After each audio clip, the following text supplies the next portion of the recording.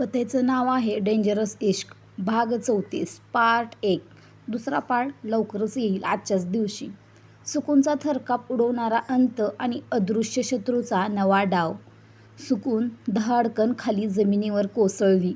RV तिच्याकडे अत्यंत क्रूर नजरेने बघत म्हणाला, तुला काय वाटलं?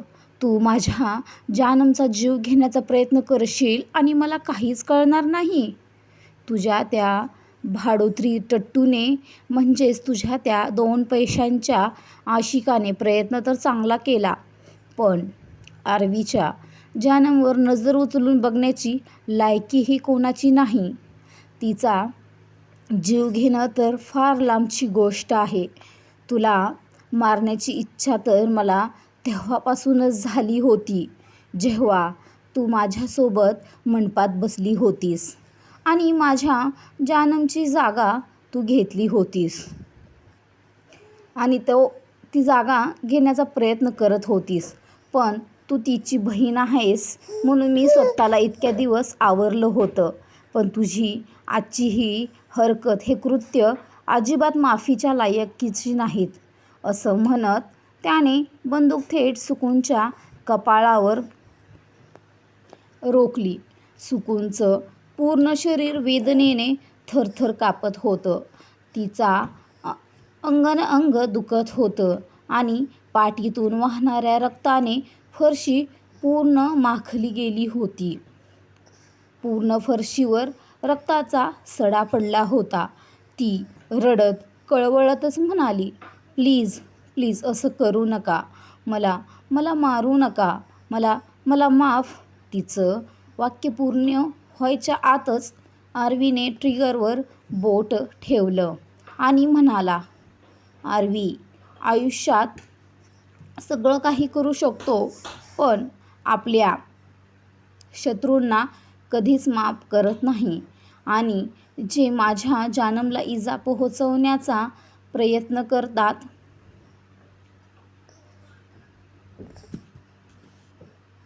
त्यांना तर मी मृत्यूपेक्षाही भयंकर शिक्षा देतो.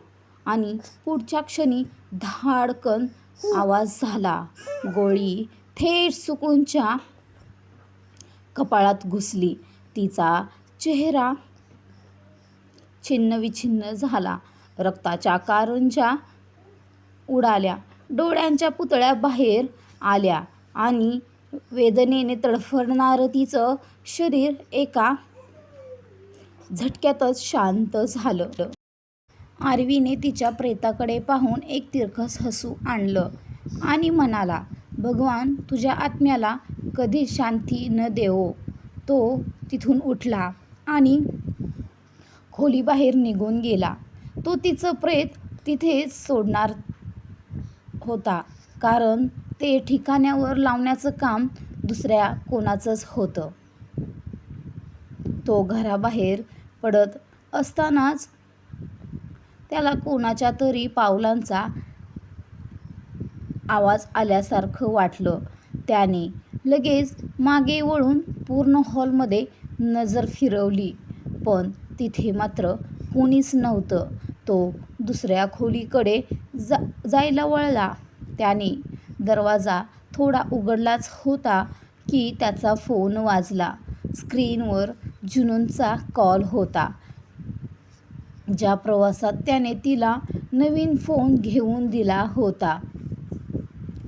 जुनूनचा कॉल बघताच त्याच्या चेहऱ्यावर एक गोड हसू आलं. त्याने त्या खोलीचा दरवाजा बंद केला. जुनूनचा कॉल कट होण्याअगोदरच जुनूनचा कॉल कट केला आणि अव्वलला फोन लावला, जेणेकरून तो सुकूनचं प्रेत ठिकाण्यावर लावेल. आरवी गाडीत बसून ब्लॅक मून विलाकडे निघून गेला.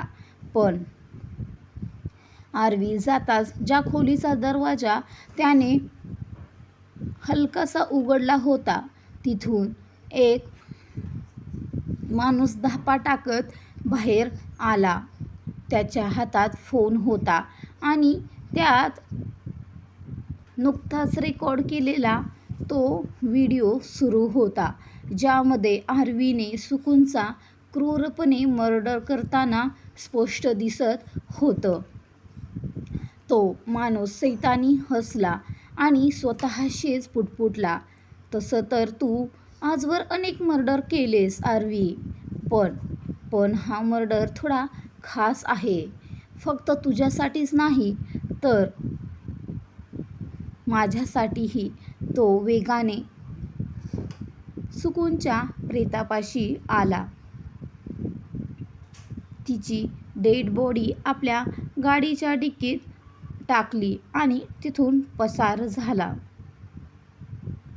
तो माणूस तिथून जाताच अव्वलची गाडी नुकतीच तिथे येऊन थांबली आणि अव्वल तडक आत आला. त्याने पूर्ण घर पालथं घातलं, पण त्याला सुकूनचं प्रेत, सुकूनची डेड बॉडी कुठेच मिळाली नाही.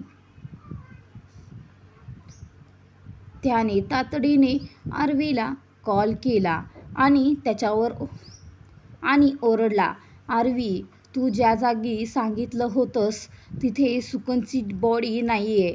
आरवीने एका झटक्यातच गाडीचा ब्रेक दाबला आणि जोरात कडाडला, काय?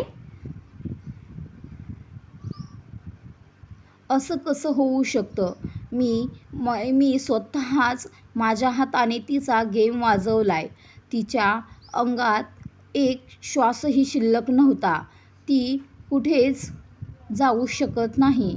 बोलता बोलता तो अचानक थांबला. त्याला आठवलं की तिथे कोणाची तरी चाहूल लागली होती त्याला. त्याने रागाने स्टेअरिंगवर हात मारला आणि म्हणाला, तिथे कोणीतरी होतं. अव्वल मात्र आश्चर्याने म्हणाला, काय काय काय झालं? सगळं ठीक आहे ना? आरवी रागाने दात ओठ खातच म्हणाला, कोणीतरी आहे जो या मर्डरचा वापर माझ्याविरुद्ध करू इच्छितोय. अव्वल शॉक होऊन म्हणाला, हे कसं शक्य आहे यार? तू तिला मारून गेलास हे कोणाला माहीत होतं? आणि हा काही तुझा पहिला मर्डर नाहीये. आरवी गंभीर होत म्हणाला, हा माझा पहिला मर्डर नाहीये, पण या मर्डरचं कनेक्शन माझ्या जानमसोबत आहे आणि कोणीतरी आहे जो माझ्या जानमचा वापर करून मला उद्ध्वस्त करू पाहतंय. कदाचित हा तोच माणूस आहे जो जुनूनसोबतच्या त्या घाणेरड्या कृत्यात सामील होता. अव्वल हे ऐकून अजूनच चक्रावला. आरवी पुढे म्हणाला, तिचं प्रेत तिथे नाहीये ना? तर ज्याने नेलंय त्याला ते ठेवू दे. कोणी याचा वापर माझ्याविरुद्ध केला तरी आय डोंट केअर. मी माझ्या जानमला खूप चांगल्या प्रकारे सांभाळू शकतो. कोणी कितीही प्रयत्न केले तरी माझ्या जानमला माझ्यापासून वेगळं कोणीही करू शकत नाही. असं म्हणत त्याने कॉल कट केला. अव्वल अजूनही विचारात होता. आरवीचं बोलणं अगदी बरोबर होतं.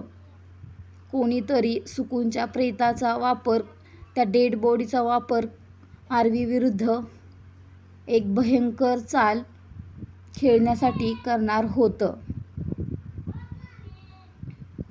आता सुकूनची डेड बॉडी घेऊन जाणारा तो रहस्यमयी माणूस राजीवचा साथीदार किंवा क्षितिज नक्की कोण आहे? आरवीविरुद्ध कोणता काळा डाव खेळणार? जेव्हा हा व्हिडिओ जुनूनसमोर येईल तेव्हा तिची प्रतिक्रिया काय असेल? आणि आरवी आपल्या प्रेमाचं रक्षण नक्की कसं करणार? अव्वलला आरवीचं बोलणं पटलं होतं आणि त्याने लगेच तिथे आपल्या माणसांना कामाला लावून आधी कोण आलं होतं याचा शोध घ्यायला सुरुवात केली. दुसरीकडे ब्लॅक मून विलामध्ये जुनून आपल्या खोलीत अस्वस्थपणे फेऱ्या मारत होती. खाली हॉलमध्ये त्या फितूरदासीला दोरीने बांधून एका खुर्चीवर बसवण्यात आलं होतं. जुनूनला तिला असं वागवलेलं आवडत नव्हतं. जरी तिने तिचा खून करण्याचा प्रयत्न केला होता तरीही. जुनूनला आधी हे जाणून घ्यायचं होतं की तिच्या मागे कोणाचा हात आहे. पण आरवीची माणसं आधीच तिची धुलाई करण्यात व्यस्त होती. तितक्यात बाहेर गाडीचा हॉर्न वाजला. तो हॉर्न ऐकून जुनून तातडीने पायऱ्या उतरून खाली आली, कारण तो आवाज आरवीच्याच गाडीचा होता. आरवी आत आला, पण त्याचं लक्ष जुनूनकडे नव्हतं. त्याचे डोळे समोर बांधलेल्या दासीवर खिळले होते.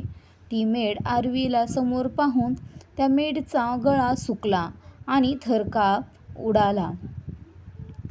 आरवी अत्यंत भयानक, क्रूर चेहऱ्याने तिच्यासमोर उभा राहिला. ती काही बोलणार इतक्यातच त्याने खिशातली बंदूक काढली आणि थेट तिच्या कपाळावर रोखली.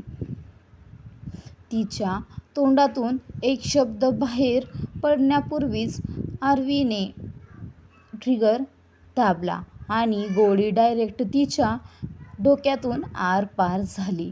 रक्ताचा कारंजा उडाला आणि हे क्रूर दृश्य पाहून जुनूनचे डोळे विस्फारले गेले. ती पुढच्या क्षणी चक्कर येऊन धाडकन जमिनीवर कोसळली.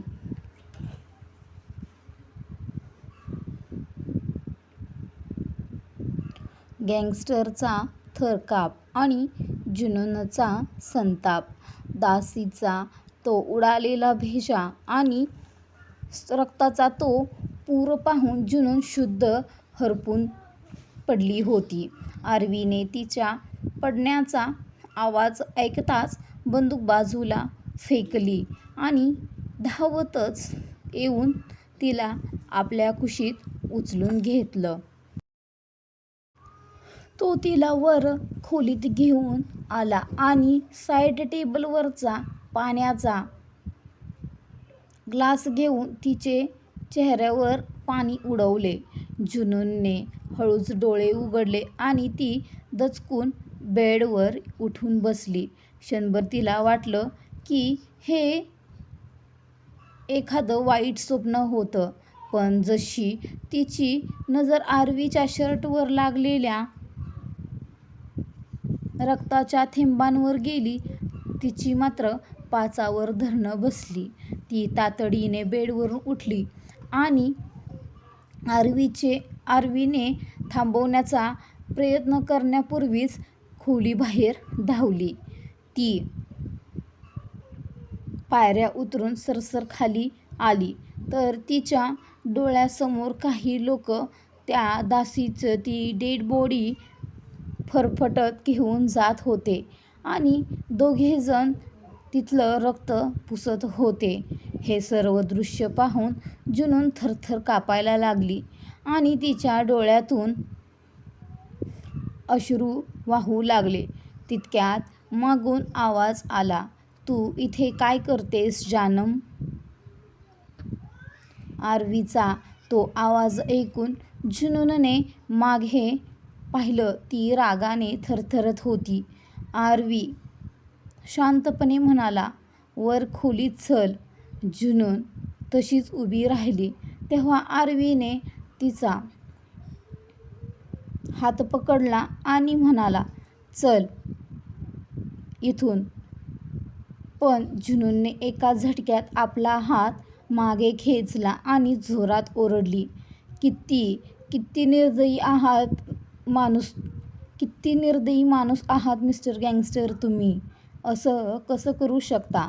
एखाद्याचा जीव कसा घेऊ शकता तुम्ही?" आरवी तिच्या अगदी जवळ आला आणि दबक्या आवाजातच म्हणाला, "इथे खूप लोक आहेत आणि मला सर्वांसमोर तमाशा नकोय.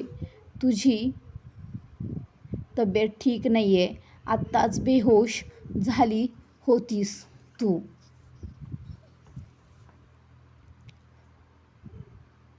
गुपचूप वर खोलीत चल." तिथे तुला जे बोलायचं आहे ते बोल, इथे अजिबात काही नाही.